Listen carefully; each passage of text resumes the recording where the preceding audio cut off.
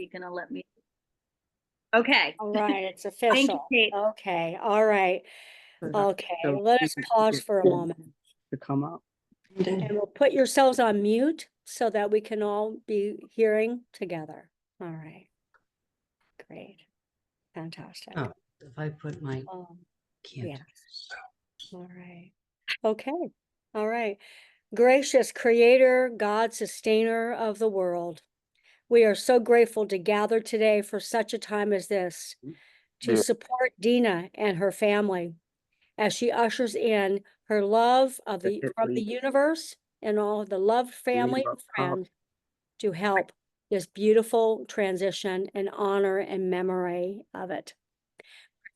So thankful for Chucky's life, and thank you for this time to pause together. May all our good wishes and prayers go forth up into the sky towards Chucky. In God's holy name, we say amen. Amen. Thank you. Thank you, Kate. Thank you. So, this will be a little short time, but I wanted to just get as many of us together as we can. We are here right now with Mimi, with Beverly, with Courtney, with Bev's, my goddaughter, Sienna, and with Brian, who surprised Mimi all the way from California. He pretended to be the delivery man. And we've got a nice surprise. A wonderful surprise. So I just have a short little thing that I want to share, and then I just want to open it up a little bit for everybody to share a story, a memory, a gift of Chuck's influence in your life that you will carry forward into your life. Again, I really wanted today to be a celebration. Chuck, if we know anything, is a man who knows how to celebrate and enjoy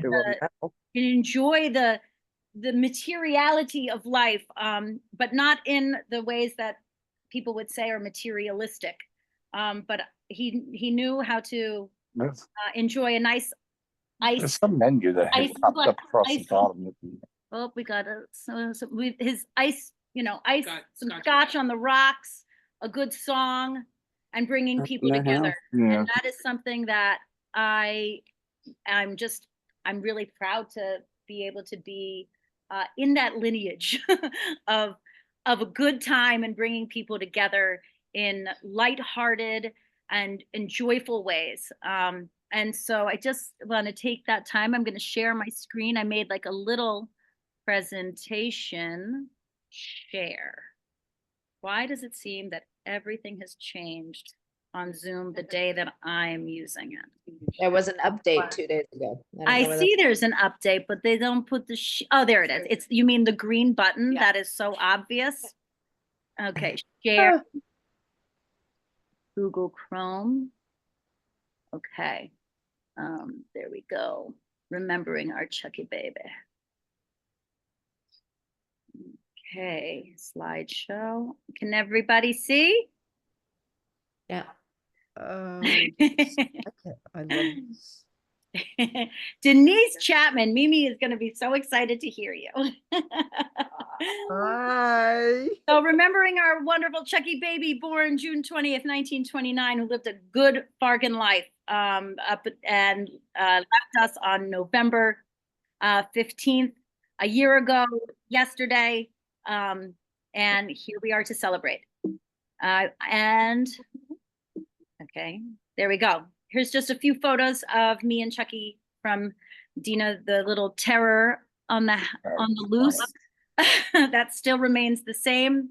And a few little of our favorite moments. Oh. Here are some. I don't have a lot of photos, so I do have a Google photo album. A lot of my photos are in storage, so as time goes on, if you guys come across stuff, the link is always going to be there, so please just add some photos.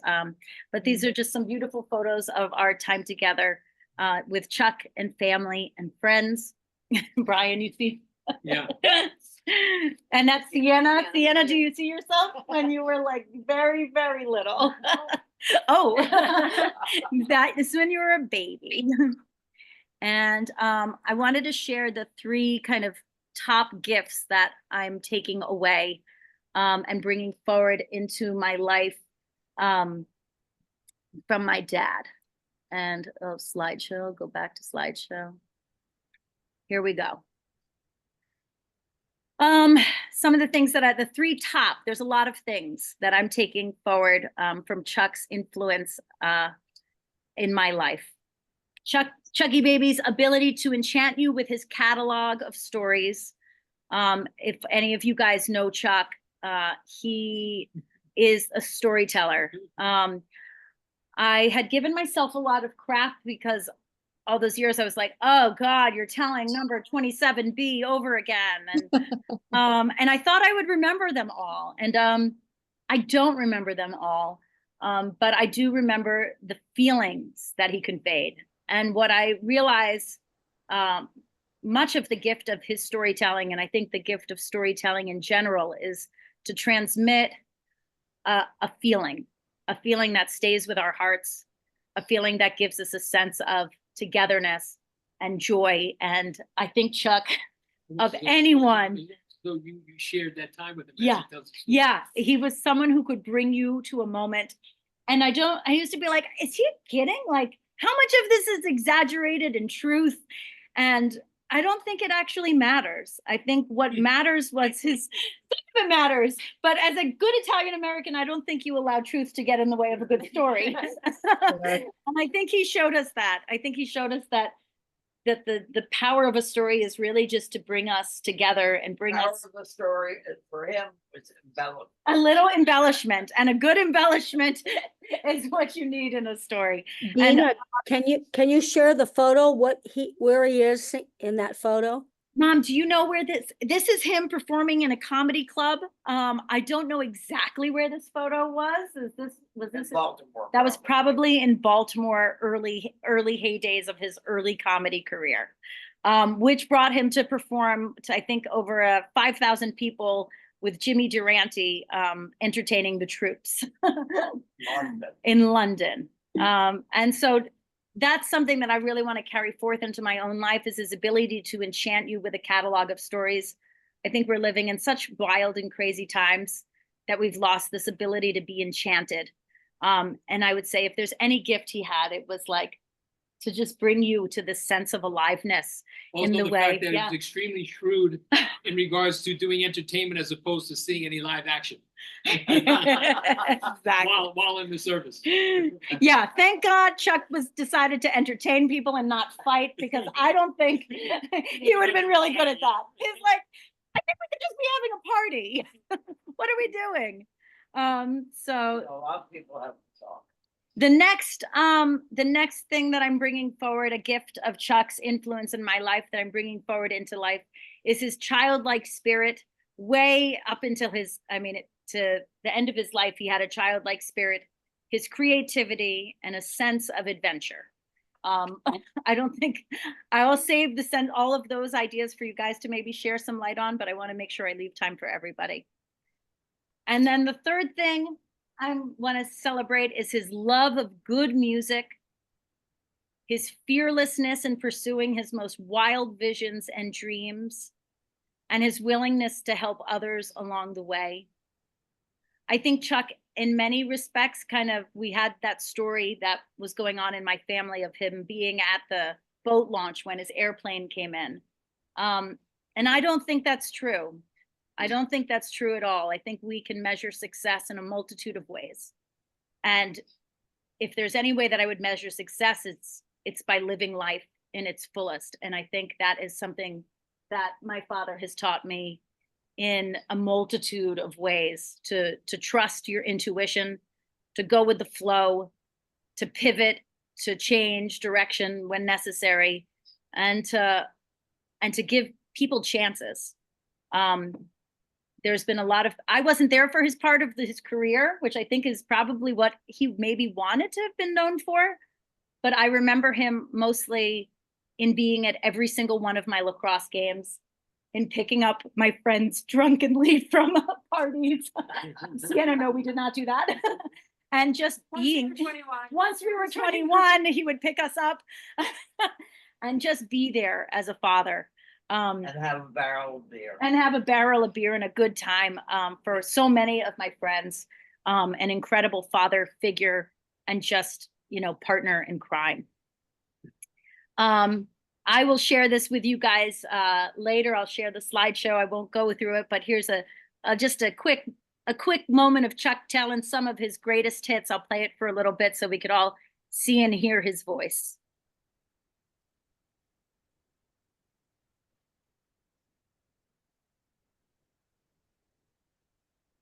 When was the first time you met Sly Stone? Well, he was a disc jockey number one, so I used to call him. He did the show in Oakland.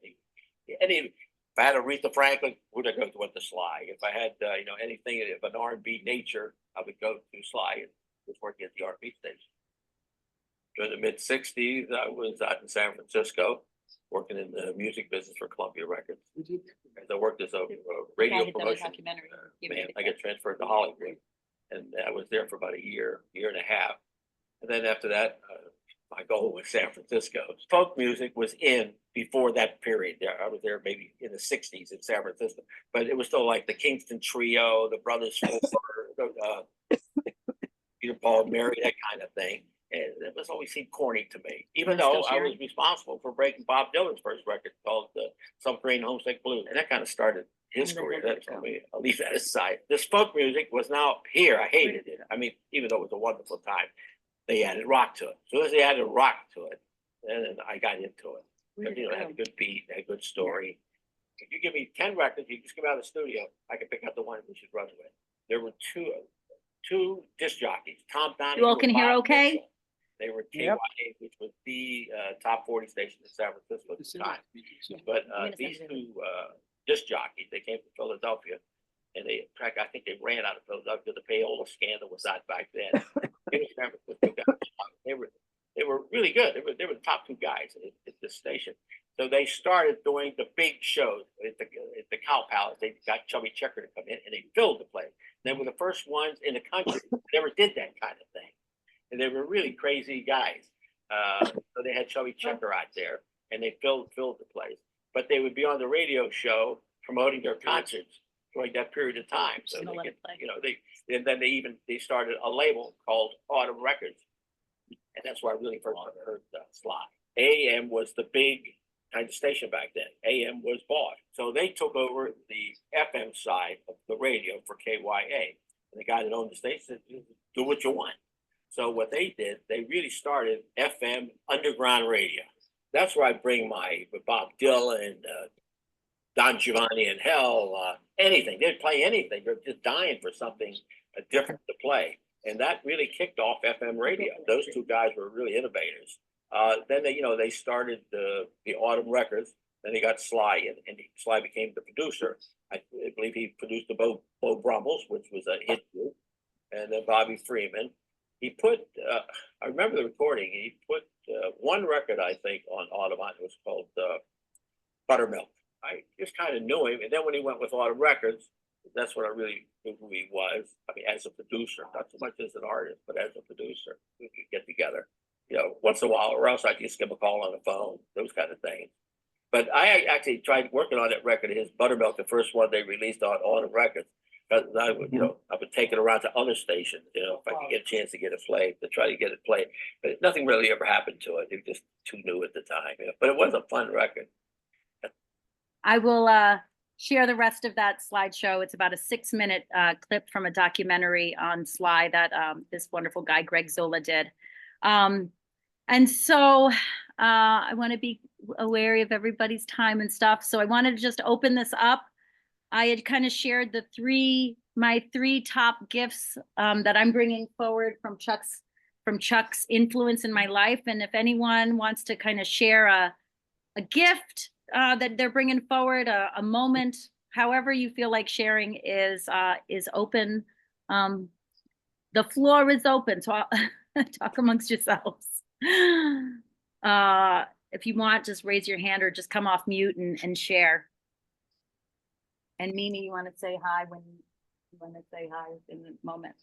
Robin, there's Robin. Okay, Robin, you're getting you off mute. You got to click the thing. Aries always like to be first. Yes. And, feel very blessed to I'm going to start to cry to have Chuck in my life. I can't believe I'm doing this. Anyway, I'll tell a funny story, a couple of funnies. But to me this morning when I was thinking about stories, nothing really came to mind, but just little incidents. And once was, somebody was telling a story and I said, I could just cry. And Chuck said, cry already. And that was so Chuck, like, just cry already. Like, like making fun of the expression. And it was true, that expression, oh, I could just cry. Well, cry. You're gonna cry. And yeah, and once I introduced Mimi and Chuck, I said, this is my best friend Mimi and her husband Chuck. And he never let me forget that. He used to tease me with that all the time. You gave him second billing. Yeah. But Mimi was my girlfriend. I was gonna say Chuck is Chuck was a good friend, but it was like a girl, I was introducing them to another woman that this is a good friend of mine and her husband Chuck. And he repeated that to me throughout our friendship. So, and that's what I love about Chuck. He was a Renaissance man and Definitely. he could do anything. He painted, he fixed things, he made things. I learned so much about music. I mean, I could go on and on, but I don't want to take up the time, but he meant a lot to me and he's in my heart. Thank you, Robin. Thank you. I'm gonna mute myself. Now you got to press on mute. There you go. Are we on? Is that good? You're on. You're Can you good. hear me? First thing I remember about Chuck was when I first met him, it was like Pennsylvania guys, Pittsburgh guys. And he loved it. We clicked right then. We were good. And nothing better than the dinners with Tess and Anna and you guys. That was the greatest. Love you, Mimi. Love you too, Don. Love you. Bye.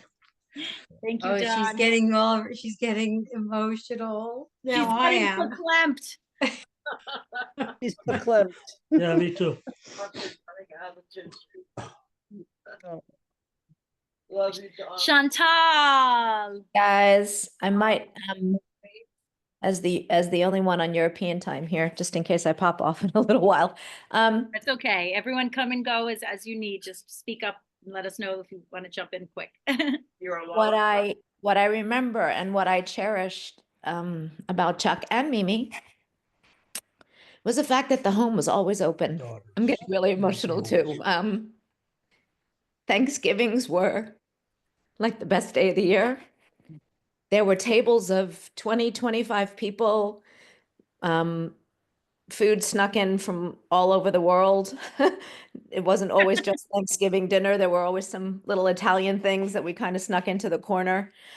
And they were open to me bringing friends from college down that they barely knew. They got to know over the years, but everybody was always welcome. And it was always a party to be together and the celebration of family time together and to be with people that you love. There was always space, not only in the home, but in their hearts. And the interest that they showed us all, no matter where we were in our lives, was something that I tried to replicate with my family and with my children. And our doors are always open for my kids to come home with their friends. And I think that I got a lot of that also from Chuck and from Mimi. So thank you.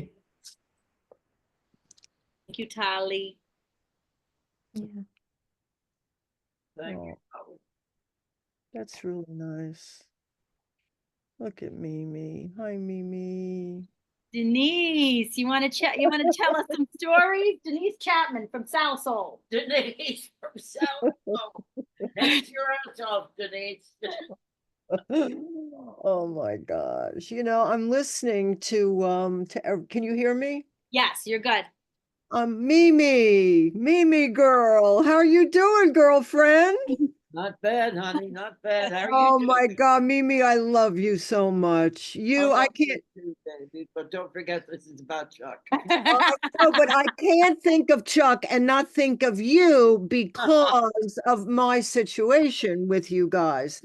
I never saw Chuck or Mimi outside of the office ever, ever. We just worked our asses off trying to make hit records. And Chuck, I don't want to start crying here, but from the very first time I walked into the office and I heard this laugh, and then I heard this other laugh, which was very different. But every time I heard one laugh, I always heard the other laugh. And I had no idea who it was. And I walked into this other, I said, Listen, this is the way I talk now, and this is the way I talk then. And I talk like a truck driver. And I do not mean to offend anyone, but if you don't like certain words, you might want to push the mute button now. So anyway, I'm sitting there and I'm saying, who the fuck is making all this? What are they doing in there? And I walked in and it was Chuck and Mimi. And it was just, I said to myself, this is going to be fun. Because I looked at both of them and I could just tell that if I smoked pot or I did a quaalude or, I mean, whatever I did, it was going to be okay. Or maybe I'd fall asleep in the office overnight. I knew they had my back and they would take care of me. They were just the best thing ever, really, really, really. So, but it's interesting, Chuck could do it all. We were so lucky to get Chuck and Mimi. They worked for Ron Alexenberg. And Ron Alexenberg, I mean, we were thrilled. I said, "Who are these people?" And Kenny said to me, "Ron Alexenberg's office. We got them." And I said, "Oh my gosh," because Ron Alexenberg was a winner. Only surrounded himself with other winners. And he made hit records. And I knew if they worked for Ron Alexenberg, we had two winners working for us. And I was thrilled with that. And within weeks, I mean, a record that was doing nothing, that deserved to be doing much better, all of a sudden they just turned it around. And Double exposure. what did Mimi Mimi say? said double exposure. Well, that's what I was just about. I lost you for a minute and I couldn't see, but now double exposure, that's something. See, Chuck was ahead of his time in so many ways. He thought outside the box, that's for sure. I remember and he loved people and he always had his pulse on what was happening. And you can only do that when you love the street. And Chuck went into the street, and by that I mean like he loved hitting the record stores, especially the ones downtown in the village that had stuff that nobody else had. He knew all the guys over at Colony Records, He had his ins, and that's what you had to do to be successful at what he did. You had to have the ins. And you have to love people to have ins. So anyway, one day he was down in the village, he showed up at downstairs records. And he was just hanging out, watching what was going on, watching what was ringing up on the cash register. And he noticed that our 12-inch promotional copies of a 7-inch record, meaning it was a single for everybody out there that doesn't know what a 12-inch is, other than maybe a vibrator. A 12-inch, I can't help it. I was looking at Mimi, and when I said 7 inches or 12 inches, I thought of Mimi because those two were always telling the best jokes. I'm sorry, forgive me. But anyway, so So when you go into the store and you buy a record, a single, which is what they use to play on the radio stations, it's a 7-inch and it plays like it's 3 minutes and 4 seconds or whatever. But for the clubs, the DJs wanted longer versions and they were learning how to make it themselves by putting 2 singles together and mixing them. And Salsoul, we decided to make a 12-inch, which would make it longer, but be a few dollars more. And we would give it out to them as promotional, though we wouldn't charge them for it. So they now had like an 8-minute version of a 3-inch single, which is what the people liked when they were dancing to a record that was just a great dance record. They'd say, oh, make it longer, make it longer. And that's exactly what we did. But then we made it available. Chuck said, wait a minute. If these people, and they were coming in and the public was buying them for $20, which was unheard. I mean, no one had ever done it. And Chuck said, I wasn't there, but I know the gleam in his eye, because he came back to the office and right, Mimi, he came back to the office and he said, you know what we're going to do? We're going to make the 12-inch available to the public. And we were all standing there and someone said, but Chuck, that's never been done before, like questioning. And Chuck said, exactly.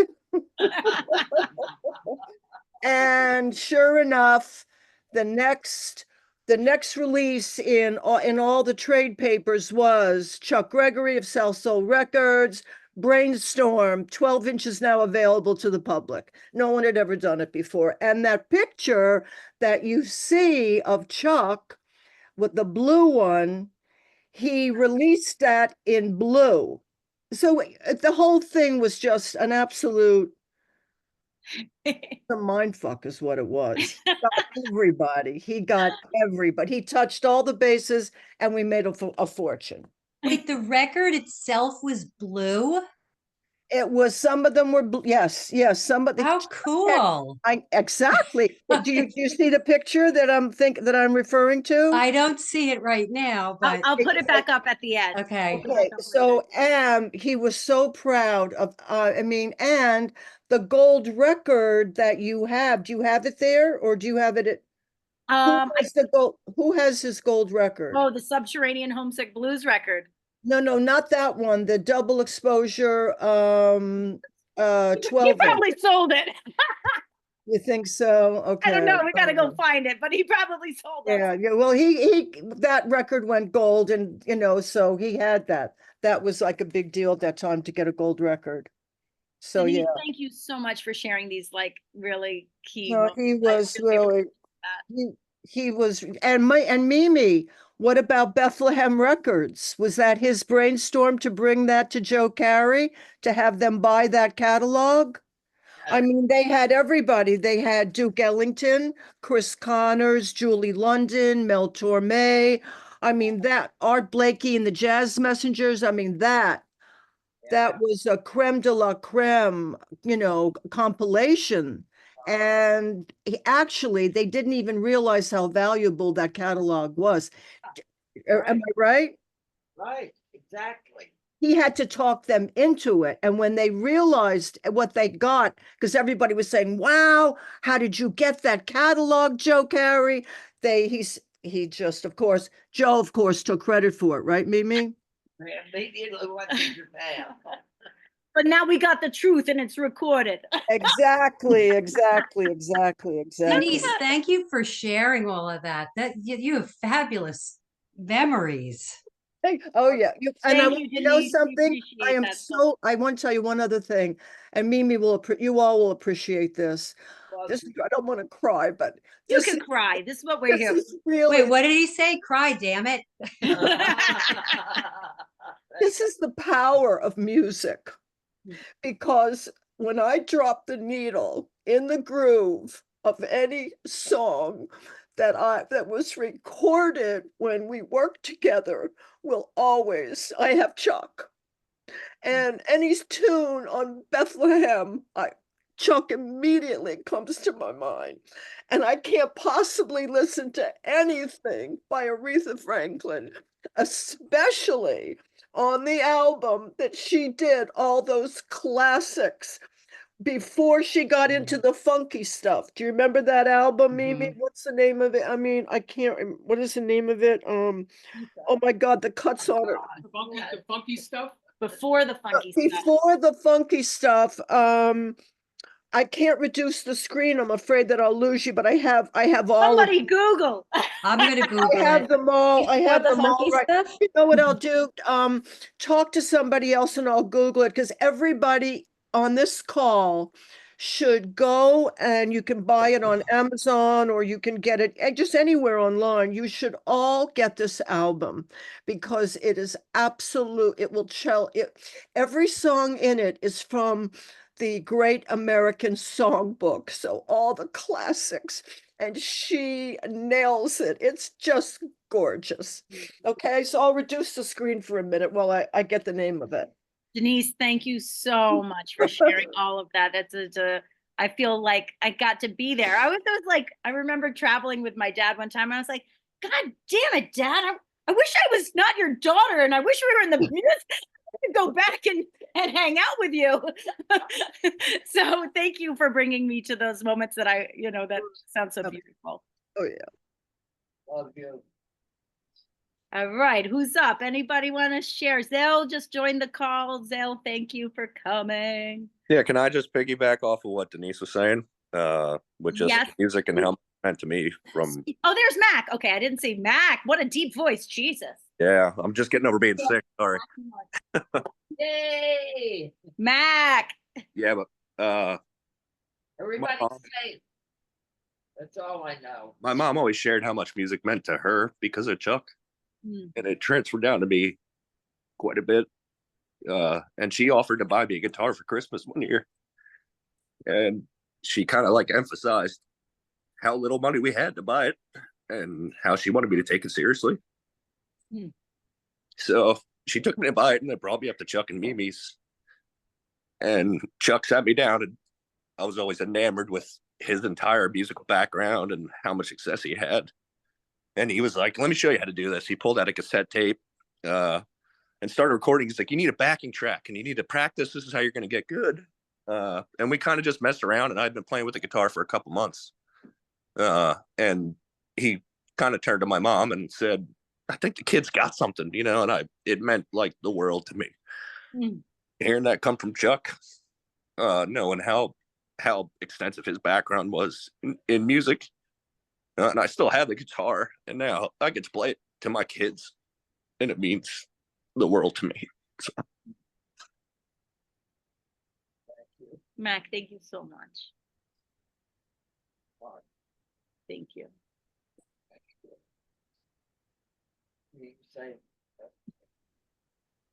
Mimi. Mimi, Adam. Mama Mimi. He's right there. Anyway, I didn't get to see you when I came up to see Dad in Harlem at the nursing home. I haven't seen you in a long time. I love you. I am the man I am because of Dad and you and Ellie and everybody in my life. I couldn't be more proud. Dad was full of life. He loved life. He was so good to us. There's too many memories. I can't tell them all today, but we sure do miss him a lot, and he's always in our mind, in our spirit. But I remember walking down Broadway one day, and I was 10 or 11, and he's trying to teach me and talk to me about the birds and the bees, and I'm looking at him like, what the hell are you talking about? And he's trying, and it was just with Steve Topley, no less. We went to the Jewish deli. We had so many great times. Times we went to the pizza place with Dad and you started talking Italian. And then I said, you know Italian? You go, no, I don't know how to do that, but you did. And then you get drunk and you would play the piano like unbelievable. And you don't, and I'm like, Mimi, you're awesome. What's up with that? Just, I don't remember nothing.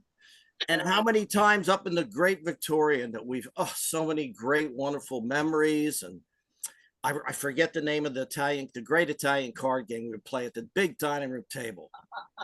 What's Mercante Fiera. Yes.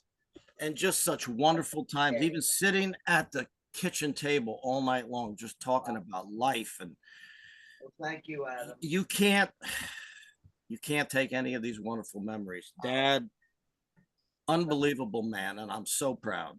You can't take the fact that you remembered them away. I remember under the Tappan Zee Bridge, we were cooking out before I was sent out to go to California with Marge and Charlie. I mean, there's too many.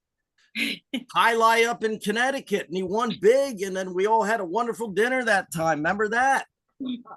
There's too many. I'm writing an autobiography, and it'll all be in there. I just have to get time. I'm working my ass off. I've been working 6-7 days a week, and I got to take it when I can get it. You know how it is with being self-employed, because there will be downtime. So I'm writing a story about my wonderful life and my culture, and just how blessed I am to be here and to share my life with everybody, family, friends, and all. And it's good to see everybody. It's been a long time. I don't know everyone here, but I can see you, Carol Ann. Hey, I see you too, Mackie. cuz. Yeah, everybody. God, Robin, God, I haven't seen you in forever. It's so good to see you guys. It's been a long time. Martin, baby, I see you too. And everybody, love you all, man. It's just, Dina, thank you for putting this together. And this really puts some closure, and it really solidifies things. And this is what we need. So I love you all. Thank you, Adam. Thank you so much. Tina, can I talk? Yes, Peter. It's Peter. Hey, Mimi. Hey, Peter, loud for Peter. Hey, Mimi. Hi, everyone. So I grew up down the street from Dina, Mimi, and Chuck. So from the age of 0 to 17, we were little shits that basically would drive anyone nuts in all different phases of life. From when we were little, just destroying the house, to when we were in teenagers, destroying the house in different ways. But the thing about Chuck and Mimi, taught me Bafangulo Sitote. She was very, she was telling us to behave and what to do. But Chuck was always just very even keeled, even temperament, just never really got upset with us. And it's, looking back on it now that I have my own kids and everything, it's unbelievable that a kid that's not even his, that was there all the time, he was just always very cool with, very welcoming, and just didn't, he wouldn't lose his cool with us. And it was very nice. You think about that now as you get older. So I appreciate it, and miss you guys. Well, somebody always had to be the cool dad, and Chucky was one of them. Yeah. Thank you. Yep. Thank you. Yeah, I can remember eating crabs and drinking beer with him and Dino. Carol Ann is on right now. I'm just giving Mimi she can't see the screen so well. So Carol Ann is talking. Yeah. Hey, Meme, how are you? So I can remember your dad bringing Dino down. Wow. And we would go and eat crabs, and you know how Dino could chug beer and just have a pitcher of beer and just wolf it down like a swallow. And it must have did this to this waitress like 6 times. She no sooner turned to walk away, and he said, "Where's my beer?" And then with him and your dad, once they started getting into the record business stories, like nobody was ever any good, So, but some fond memories, us all being together for Thanksgivings. And, I can remember the first time I walked up to the house and the big door, it's like, oh my God, And then when you guys moved to Nyack, that was awesome. Great little town to go hang out in. Yep. So, but it's hard not having either one of them here anymore. Yeah. Yeah. It's tough not having my dad. He was special, and then you losing yours, and, and life is changing. It's sad because none of the cousins really know each other. I know, like up in Jeanette, it was the elders that held the group together, and we lost 3 of them in 1 year, and now there's like going to be no more family reunions up there because nobody's getting along, and it's just absolutely crazy. I'm sorry, meme. It didn't show. But we loved each other. Oh yeah, definitely. That's the memories. The shit show. Yeah, so. I appreciate this, any moment to gather, I think is a good moment. Absolutely. And, I think that's something maybe we should start thinking about doing more often, and you're good at putting it together. I'll sign one. Thank you. Yeah, but I told you before, you're welcome to come visit us anytime in Baltimore. Thank you. Thank you, Carolyn. I appreciate that. Yep. Just keep moving too far away from me. You want to jump in? Okay. Yeah. All right. I think Brian's gonna jump in and share a couple memories. Hi, everybody. Hey, Rob, how you doing? So I just want to touch base as you're talking about how they had so much love for each other, Mimi and Chuck. So Mimi caught up with Dina in her travels. So she was away for maybe 7 to 10 days. And the entire time, Chuck went on about how much he missed the old broad. And he would every day in and day out. And when we were gonna be picking up at the airport, he went and got a bouquet of flowers. I mean, he was just like a little kid that had a crush on the girl sitting next to him. And he was just unbelievable when we went to the airport to pick up Mimi. I mean, it was just the other side of Chuck, that we all know, the entertaining and the heart of Chuck, but just the other side of Chuck pertaining to his love for his wife and beautiful Mimi here. So I just wanted to simply just touch base on that. So, and thank you so much for everybody being here. And Rob, it's great to see you, my man. I'm muted. You could talk. Here's Rob. Okay, Dina, I'm gonna hop. Okay, Chantal, thank you. Chantal, Thank you, everybody, for sharing. And Dina, thank you for organizing this. It was lovely. Yes, we keep in touch. Thank you, Tali. Thank you. Thank you. I love you. Hello. Rob's talking. Hey, Brian, and everybody else. So here's a charming neighbor story. We're neighbors for so many years, and neighbors borrow things from each other, sugar and whatever. And Chuck called one day and said, can you come down? I think my blood pressure is spiking. And so I went down and we took his blood pressure, and then we took mine, and it was mine that was spiking. So that's just a charming little story about Chuck. And one more thing about Chuck. Chuck was one of the nicest human beings that I've ever met, unless you went sailing with him. Then he turned into a cross between Captain Ahab and Captain Bligh. And I've never seen personality. He was nice in every situation. And I admit I'm not the greatest crewman ever, but holy mackerel. Anyway, you're supposed to say something nice about somebody in these things, and that's my nice thing. Thank you, Rob, for always being you. I love And it. good luck on Monday. Hey, you mean betting on football? Wait a second. Oh, Monday. Oh, okay. Yeah. Right. Hello. If anybody has type O blood, please send it to 50 Glen Byron Avenue. Thank you. I might be like, oh, positive. We'll get together after this. You're definitely positive, Dina. Tim! Hi. Your neighbor, Tim. From Jocelyn. Jocelyn Common. Oh my God. Now, there we go. We had to jog the memory. Tim. Yeah. I know, it's been a while. Where are you? Oh, you're on mute, Tim. Oh, yeah, sorry. I'm up in Albany now. He's in Albany. He's going to come here for a drink. We're going to have a time together. Or two. He's in Albany, yes. Wow. Yeah. Yeah, I just moved up. I have I actually have a truck.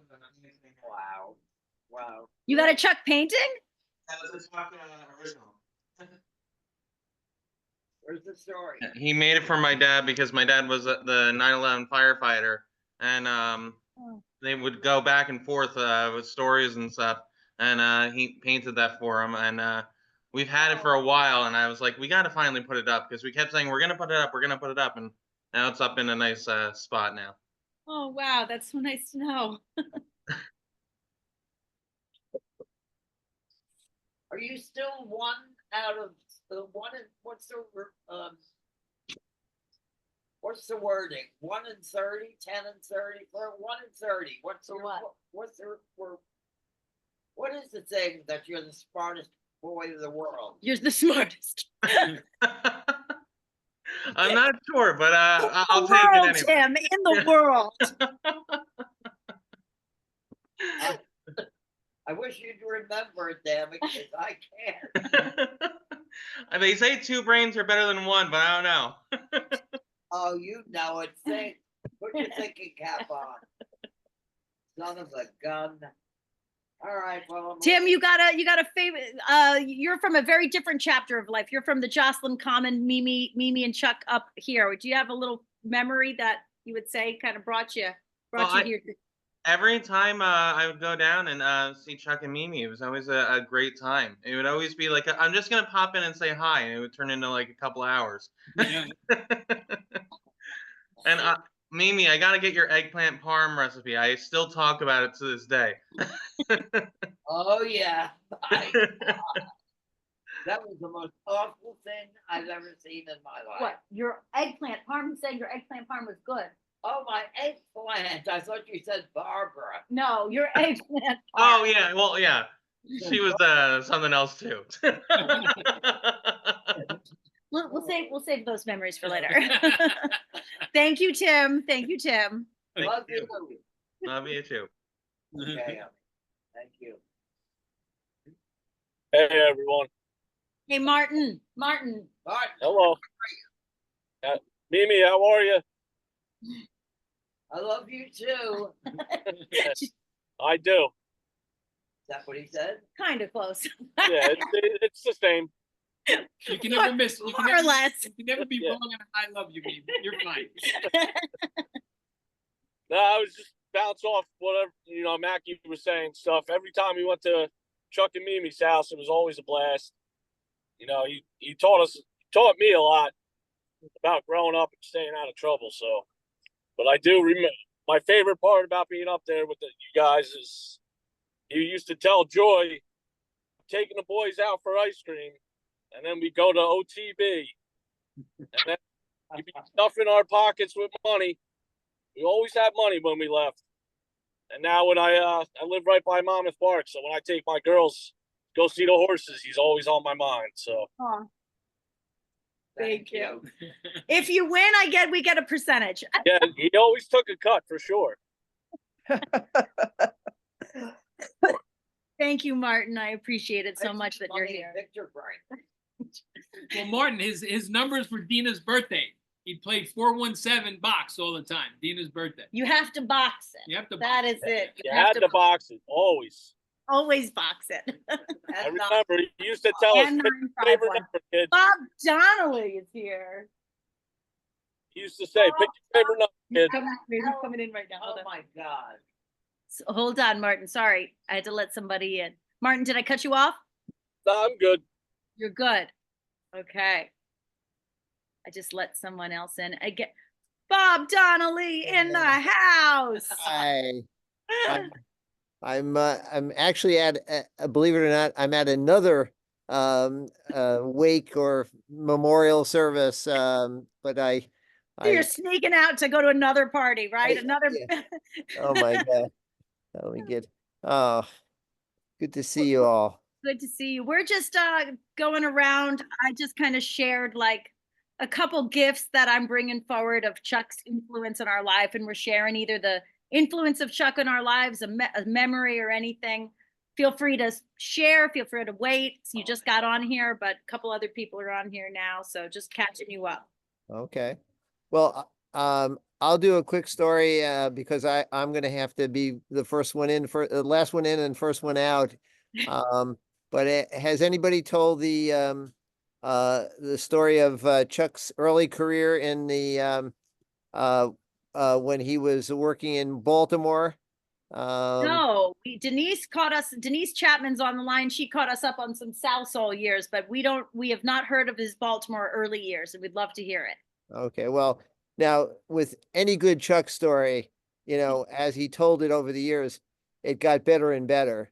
But the last version was he was a young promo man working for Columbia Records, and he had a good streak of luck early on, but then that streak turned cold, and the bosses in New York said, I forgot what the particular record was that he was demanded to get on the radio at that moment, but he was told in no uncertain terms, you don't get this record on, you're gone.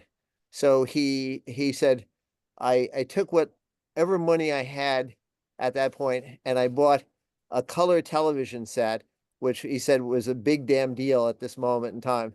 And I brought it to the program director, and I handed him the color TV set, and then I took the guy out for a dinner at the most expensive restaurant in Baltimore.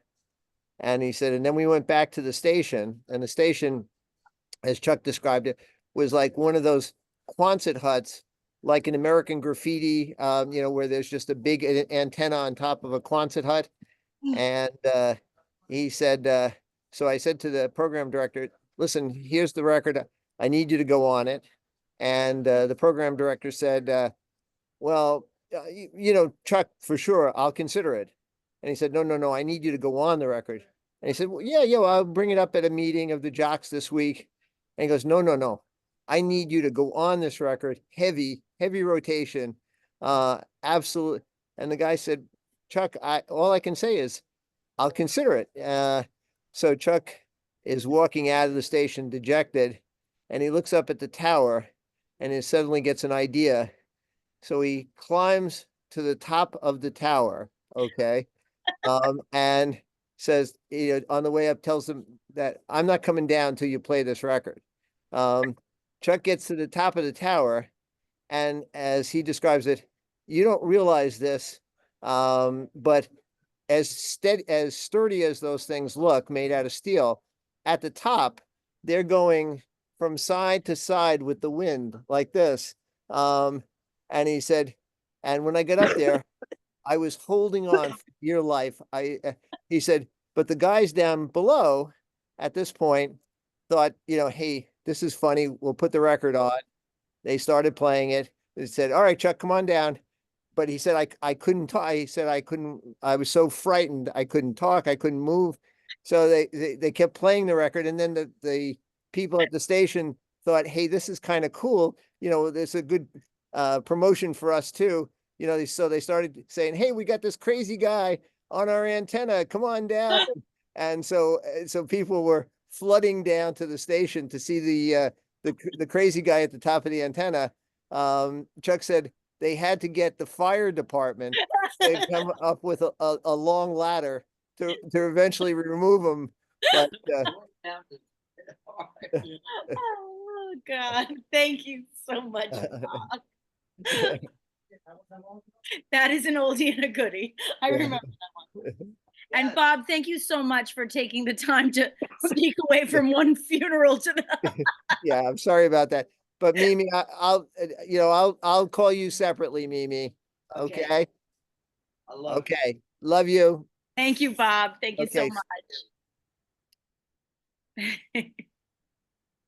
Andrew Mutter, you so nicely have your hand raised. Yeah, I got a corporate job, and I get told I need to not interject. Man, he raises his hand and stuff.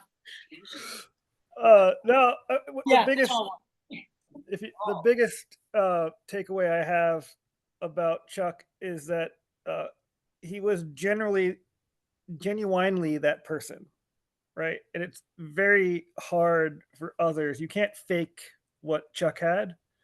And he did always want the best for you, and he wasn't just putting on a show, even though he was a showman. That was himself. And so Chuck was this is the second kind of memorial that, Chuck was the gregarious extrovert of my youth and always there with a Coors Light, which I wanted to buy, but I did not. I forgot.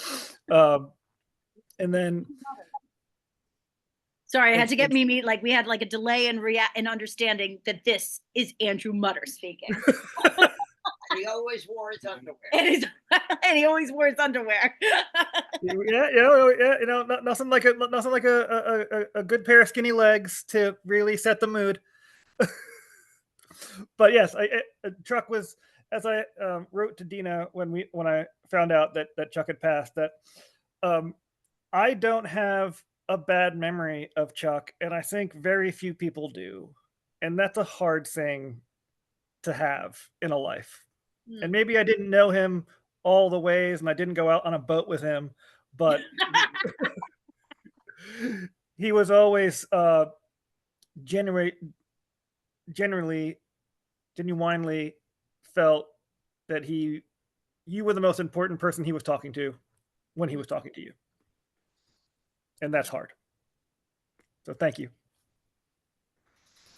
Thank you, Mutter. Thank you so much. So good seeing you. Been a long It's been a long time. So good seeing you. Thank you so much for those kind words. Teresa, is that a hand up in the corner? Yeah, I got it. This was amazing, Dina. Thank you, Teresa. I had no idea how much about Chuck I didn't know. I mean, my takeaway was the food and the raucous stories, and the one story was about the boat. The barnacles. Over and over and over again. And my mother and him used to compete as to who was going to tell it. Yes. The barnacles. And I don't even really remember all the details. But what Chantal said, and I haven't seen Chantal since, wow, she was pregnant the last time I saw her, when my grandmother died. She said really that the best memories were around food. That and I mean, in my family, if I had to pick best memories, there were always gatherings with family, and it was my mother's side of the family more so than my father's, where we had the best time. One with Chantal's mom, Deanna, whipping up mayonnaise from scratch, olive oil, however long it took her to do that. And then Chuck introduced crabs, and we had this big dinner. I forget which house we were in because we moved around a lot, and it was crabs with the newspapers on the Baltimore style, and it was always fun, even though I was at various ages, because the mayonnaise, I was like in first or second grade, and I still hold that memory in my head. And then the crabs, the only thing is I wasn't old enough to really appreciate crabs. And somehow by the end of that particular gathering, something did not agree with me, and I got really, really sick. And I blamed it on the crabs. So it was years before I ever tried crabs again. But listening, I had no idea the specifics about gold records and Subterranean Homesick Blues. I mean, it's pretty amazing. And he was always, I mean, he was always the life of the gathering, and my mother too, I have to say. Yeah. The two of them, they kind of were the life of the gatherings. Oh my God, Greg. It was good for me to be reminded of this because, in the last several years, it's just as people have aged, it's gotten really difficult and you forget. Yeah. Forget, to be reminded of all of this. I really, at first I was like, oh, I don't know, a Zoom. I appreciate the honesty because that's the truth. I don't know, a Zoom. But I'm really glad that I joined because it lightened me up a great deal. It's amazing for me. I was always scared. I tried to remember Chuck's stories and felt like this urgency to write them down and somehow but I'm realizing just like that we're these like fractals, we're these full selves, but we see ourselves so much fuller, and in such a deeper way in these reflections of each other and in each other's memories. And it's just such a beautiful thing to hear these memories, whether they're full memories, whether they're not full memories, but just that impact and the ripples that a human being can send into so many people's lives is just really astounding in a moment like this. Welcome, Gregory Laufer. Thank you so much. Of course. Hi, Dina. I just dropped off one of my kids at a birthday party, so I apologize, but I thought. Hi, Mimi. Sorry, hold on, Teresa. I just want to make Greg just welcome. I just want to say, Teresa, if you want to finish up, and then I didn't realize somebody was talking. I'm sorry. No, that's okay. That's okay. I wanted to welcome you, Teresa. If you want to finish up, and then I'll just sum up. I mean, the part I didn't know about it was the most interesting. Like when what's her name, Denise went into Salso. I remember the Salso records. And I don't know that at that point, mostly I used to visit Mimi when she was Belle, and then it became Arista. And even it wasn't until years later that I realized what was recorded on that label. So, I mean, to hear the Salso stories, it's really like, wow, I hardly knew him. It's pretty amazing. Thank you so much. Thank you. Mimi, we have to keep these things in mind. Yes. Me, maybe more than you. Did we lose her? I don't know what else, I don't know what. I think it's important. I think this life can get lifey, and it's really beautiful to just share in this. Gregory. Oh, sure. Yeah, he's a busy one. No.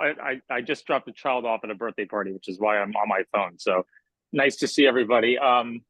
Chuck and Mimi and Dina are a fundamental part of my entire childhood. I haven't seen Chuck, frankly, in many, many years, but Peter and I, my brother, my mom, Robin, and Dad, Rob, who I think were on earlier, all grew up, or I grew up with my brother up the street from Dina, and we were at her house all the time, and she was at our house all the time with some other folks on the block. And so I think we basically spent our entire childhood together. And so I knew Mimi and Chuck many, many years ago, 45 years ago, 40 years ago, 30 years ago, and spent many summers at the pool club that we all went to together. And I have a couple of little vignettes, nothing particularly special, but they stand out about Chuck. One is, I just remember when he had his record company that he actually set up in Nyack at one point for several years. And we would go and he would show us these posters of bands that he was promoting. And it was like the coolest thing ever. It was on the second floor of one of those buildings. I think the only time I'd ever been on the second floor of any building in Nyack, because I never knew what went up there. There were people living up there, but most of the stores were on the ground floor. And he just had like the coolest job ever. It was the kind of thing, record producer that you can only dream of when you're 10 years old. And the other thing is, this summer, one of my kids wanted me to teach them how to dive. And I was like, I don't know how to teach you how to dive. And then I realized, you know what? I actually was taught specifically how to dive by one person, and it was Chuck Gregory. And I remember very, very vividly at the Nyack Field Club with Dina and Peter and Chuck would show us how to dive and then he'd put his hand out like this and basically make us dive over and over and over. And he was so extraordinarily patient with these little brats trying to figure out how to dive. It was really amazing. And so I still have that memory, and I still have the ability to carry forward what he taught us all those years ago and impart it on my own kids. He was a really, really special person in so many ways. And I'm very grateful to have met him and known him. Thank you, Greggy. Thank you so much. So good seeing you. Really good to see you too. Hi, Mimi. I hope you're doing well. What can you tell at the end of her trip? Can I just ask that people who aren't speaking mute? Because we can't hear. Oh, I got it. There we go. Thank you, Kate. Because I love the stories. I want to hear everything. Thanks. You gave me the best Christmas in a very long time, Kate. Oh, is that Don's cake? Yeah, that's Don's cake. Okay. That's Don's cake. It's not nice not to see. And if you're just here and you don't know my dad, you're also welcome to say hello. And just because you may have not met him, but you know his daughter and you know his crazy wife. And we just appreciate your presence. Everyone who is Well, thank you for whatever opening that up. So I will speak.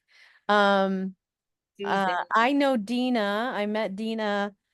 She's my neighbor up here in Harlem, and the stories that she would tell about her dad and her mom. This is even before I met Mimi, because I got to meet Mimi, and there's all kinds of stories about that. I feel like I'm having like this amazing, like, I feel like I just scratched the surface, on like really getting to know your parents, Dina.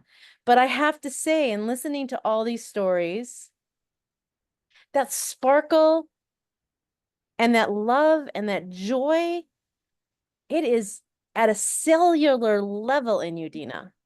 It's with you. I mean, I think you are so his daughter. I mean, just listening to it. I mean, the parties or the get-togethers that she would have, at her place in Harlem, I just loved them. And then she'd get out the records, and I'm like, vinyl records? Where did you get this record? It was just magical. And I think that that's what all of this group has been lucky enough to experience with your dad and your mom and things like that. But yeah, and I got to hear so many stories about, Chuck, from you, Mimi, when I snuck in a little bit of tipple on Christmas Eve down at Northern Manhattan nursing home. That we drank out of a mug that said the elves made me do it, or Santa made me do it. Santa, it's not my fault. The elves made me do it, or something like that. And we had to hide the rest of the bottle someplace in the drawer. But yeah, thank you everyone I'm so glad that I joined too. It's just really, seriously, your dad just seems amazing. I did meet him once when he was there in the nursing facility towards the end, and there was a light in his eyes. I could see that. But I feel blessed that I'm hearing all these stories. So thank you. Thank you, for Susan. sharing. Thank you for showing up. It's Yeah. so appreciated.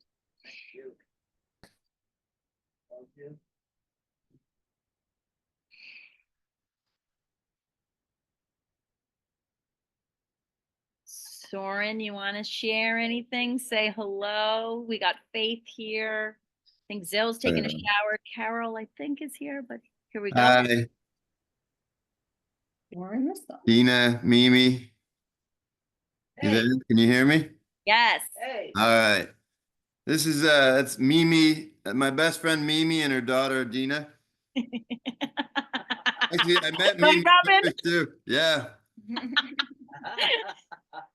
So I met Memes in town in Nyack a while back, and then met Dina shortly after through the same mutual friend, and got to know Dina and this character Dina. I was like, where does a person like this come from? And then one day she invited us to meet the parents. We all went down and we met Chuck and Mimi, and it all made a lot of sense. So the story I remember most, and it's not anything, you'll just have to picture what this looked like. I can't really describe it, but the first time I met Chuck and Mimi, they had bought a Nintendo Wii for them. Dina had bought them that for something. And so they set up the Nintendo Wii, and I got to watch Chuck and Mimi with these little controllers playing tennis. And I don't think I've ever laughed at. I tell that story all the time. It's the hardest I've ever laughed in my life, watching Chuck and Mimi figuring out how to play the Nintendo Wii.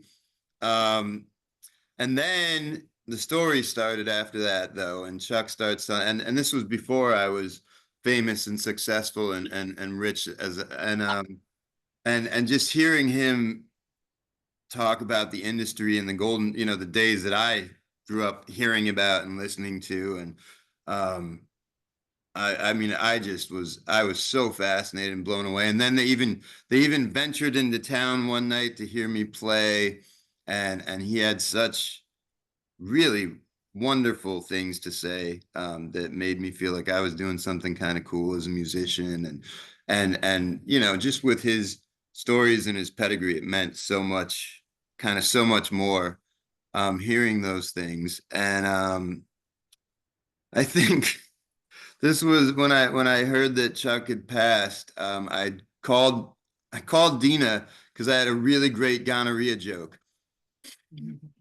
and she said, "Chuck just passed, and I'm here with Mimi." And I said, "Oh, you're both here. Mimi's gonna love this joke too." And I told them the joke, and we all laughed so fucking hard. And that is the family. I mean, Dina wasn't living in Nyack at the time when we became friends. I used to take pictures of us and say, "I'm stealing your family." And I used to just go down there and hang out. They were the most fun, coolest, like, surrogate parent people. And I'm so grateful for the entire family. I mean, Dina got all of both of them. And it's just, I'm grateful to be here. Thank you guys so much. Love you. Love you, Meme, so much. So much more than I love Dina or anyone else. More than Tam, more than anyone. It's true. I talk about it all the time. I love my memes. Okay, I'm done. What do you call her? Your most favorite depressed motivational speaker? Oh my God, she's the most motivational. She's the Eeyore. It's incredible. The Eeyore of motivational speaking. Motivational speaker. Mimi. Oh, Jesus. Oh, thank you so much. Thank you so much. I think Faith jumped in here. I don't know if Faith is on the line. Faith from the thrift shop. But I don't know if she's fully here. From the thrift shop. From the thrift shop. But she's on, but I don't know if she's on. I think I may wrap this up shortly. If anybody, I know a couple of people are on, but then they had to take a shower. But I'm going to give it. Oh, Denise wants to chime in here. Get in. Unmute yourself first. We can't hear you. Unmute first. Okay, cool. I want to give you the name of the album that Aretha, with all the standards. It's called The Essential Aretha Franklin. Okay. Okay.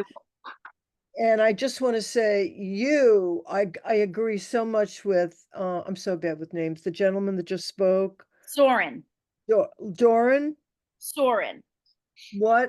He is so right. I'm sure everyone watching you, how you handled this whole thing and hosted this, you are so Chuck. You really are so me. I'm watching you, Dina, and I'm saying, I know I believe in heaven totally. There's no doubt in my mind there's a heaven. And he is up there and he's watching and he's taking all the credit. He's saying, "Oh, she's so me." Anyway, I love you. Mwah. Thank you. Thank you. Thank you. Thank you so much. Thank you so much.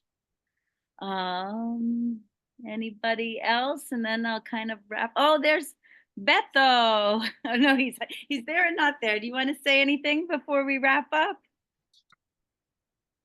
We can't hear you. You're muted. Why is he muted? There. He's gonna unmute. Attempting to be unmuted. There we go. I did. I cannot explain how was so amazing.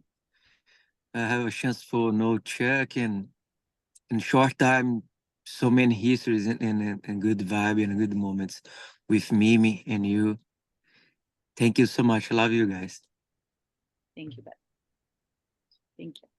He saved him Thank you. from falling off the wheelchair many times. And we had an amazing time for play with Zeo for him.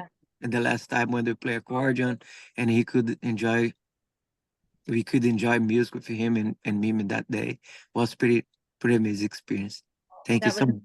That was a very magical day, and just you know, like a testament to the way the music stays. Like he was kind of, Chuck was in between, in the dementia world, which lands us in a land of liminality between here and there. That, as soon as Zell and Beto Albert on here they came to visit.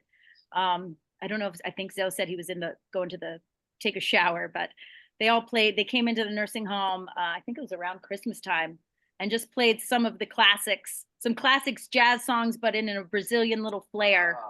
And it was just beautiful to see. Chuck was shaking his knee, still taking time, hitting the time on the music, and just to really remember that, getting old is not necessarily easy, but of the things that stay and the things that go, it's just really beautiful to realize that music and that rhythm of life is just really stays with us, and it's something so eternal. And I would say that just the thing that really connects us all. And then I'll share my screen with you guys one last little time, just to maybe we could hear a little bit more from Chuck. Oh, good. Let me press the button, move the thing, there we go. Yeah. So, you were saying someone wanted to see that little picture of Chuck in the records. That would be over here. The blue records. I guess that was what you were referring to. And great stuff. And we'll just hear. I'll move fast forward a little bit to where we were and listen to Chuck finish telling his wild stories over here. We were at about 3 minutes. We'll go the next 3, and then we'll wrap up. Producer, not so much as an artist, but as a producer, we could get together, once in a while, or else I just give him a call on the phone, those kind of things. But I actually tried working on that record of his, Buttermilk, the first one they released on the records. Because I would take it around to other stations, if I could get a chance to get it played, to try to get it played. But nothing really ever happened to it. It was just too new at the time. But it was a fun record. That's where he did this. He did that ham bone thing that he used to do. He used to kind of so we have this party, and oh God, Aretha performed with this band, and they were just fantastic. And the band that I had, I called New York. I said, look, I've got a band, unbelievable. They'll do the recordings for nothing. Aretha won't charge nothing. I can get the studio time from a friend of mine that had a studio in San Francisco. I said, I guarantee you, I'll get as many hits as you can sell. It's, I stopped playing A&R, man, and let this go by, whatever. Anyway, that was Sly and the Family Stone with Aretha Franklin, and I thought they turned down Aretha Franklin and Sly and the Family Stone on the same phone call. And then the next place she got with Jerry over at Atlantic, and she did Respect. Kaepernick was then head of Epic Records for A&R. I said, okay, I'll be in. So he comes in, and Sly don't go on 2 o'clock in the morning. So we drove down to Winchester Cathedral. It's all Sly. Stayed there all night. And then, of course, David was very, he loved it. So we got out of there in the morning about 7. and then we went to the restaurant. They met that night, and then they signed papers, and he took care of his brother's house, paid the mortgage off, all that kind of thing. Put a lot of money into Sly. Anyway, Dave Kaplick, took over management of Sly, and he did the job. I'd say as a manager, he's probably the best one around. So he went out. He went out and borrowed money. I think it was from his brother-in-law who gave him, I think, $100 grand or something to start it up. And they immediately had a marriage. I mean, it was right, because Kaplick, for him to say, I'm going to give up my job as vice president of CBS, Columbia Records, and with Epic Records at the time, it meant a lot. I think at that time, Kaplick simply fell in love with Sly. I mean, because Sly really, he played the most soulful stuff. I mean, a lot of stuff that was on the first album, he was already doing. Everybody is a Star, Different Strokes for Different Folks, The Dance to the Music, Hot Fun in the Summertime, all those different things. But then I went to business with Robert Mercy, who was an A&R man with Columbia. He and I started a label and had it distributed through Bell Records, which is Clive Davis's old label, Bell, and then became Arista Records. All these things connect together, I guess.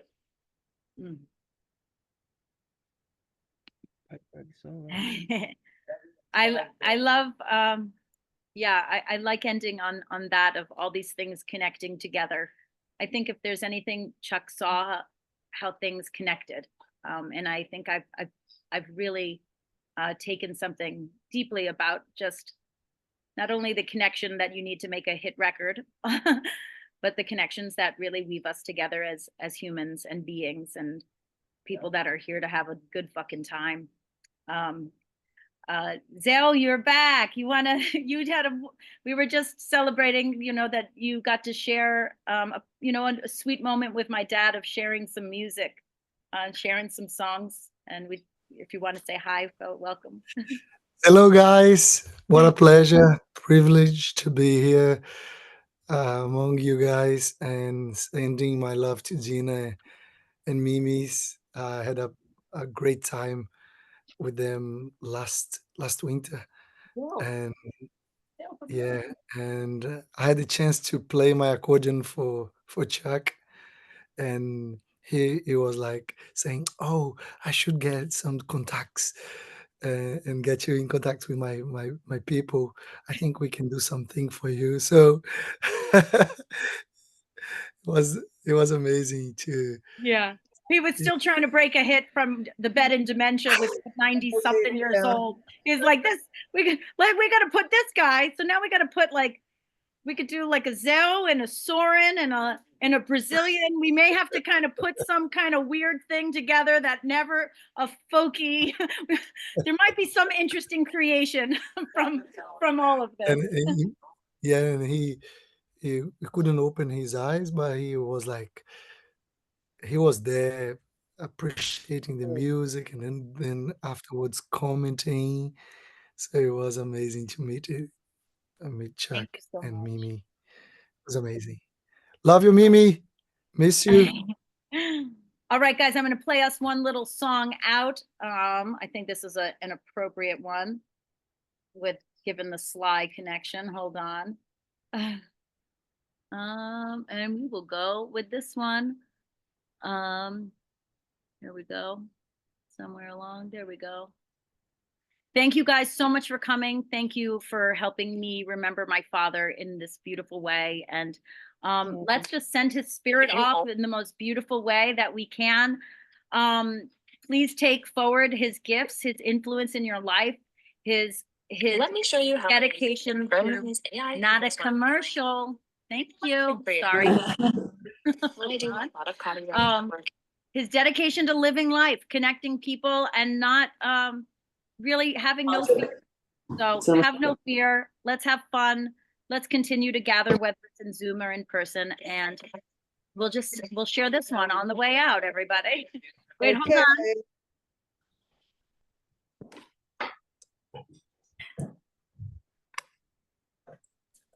There we go. Here we go. Mimi wants to now jump in. Hold on one. Can you guys hear me?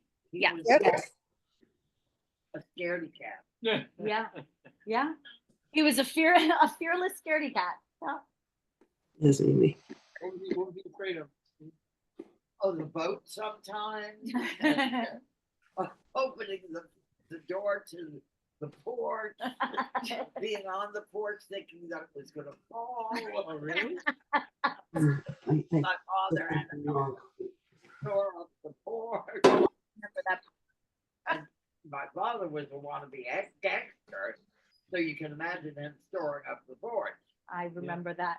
We had, if you were a South Nyack party friend, there were multiple times that we were on that porch having parties. And I was like, I think everyone needs to move to the left. That's a little too much weight on the right. Let's spread it out. Don, you remember this.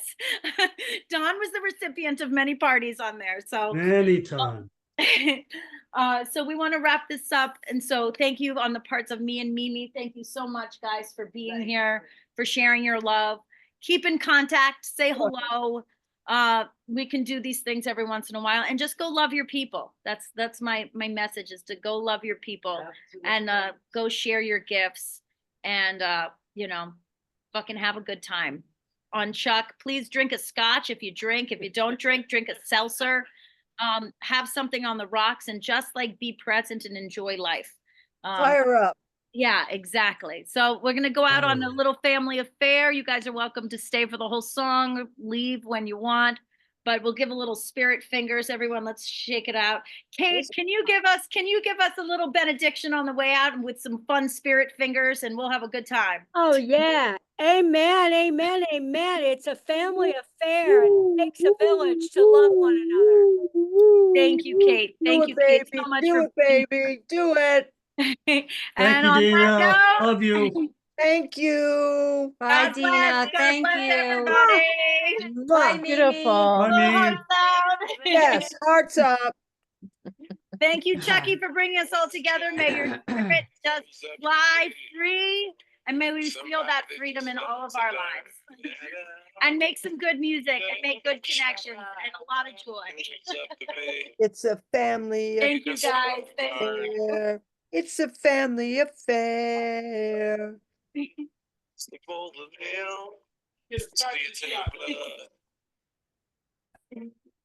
Both kids the bound. Blood thicker than the mud. It's a family affair. It's a family affair.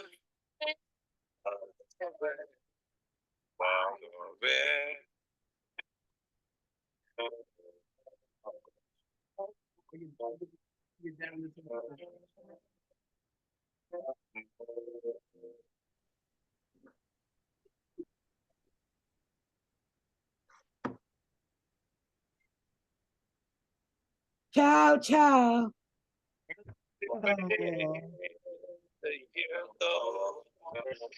Still checking each other out. Hey, nobody wants to blow. Nobody wants to be left out. You can't leave cause your heart is there, but you can't stay cause you've been somewhere else.